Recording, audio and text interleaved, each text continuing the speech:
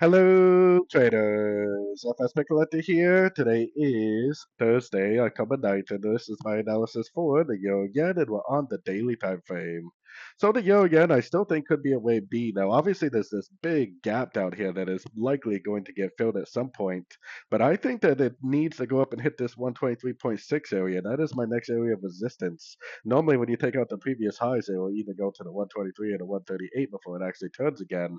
So as of right now, because we don't have a golfing down, we don't have a breakdown, we don't have a lower high, I definitely still have to be pretty bullish on these higher time frames.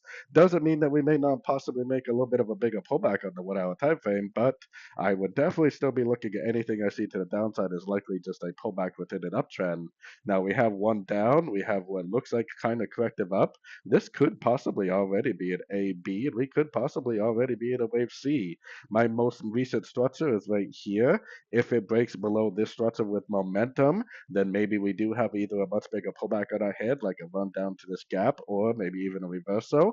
But unless it breaks this low right here with momentum, I am definitely still looking for logs within an uptrend, potentially up to that 123 or 138% Fibonacci extension.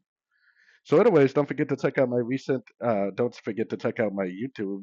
my website that is linked over here in the corner. And as always, thank you for watching and happy trading.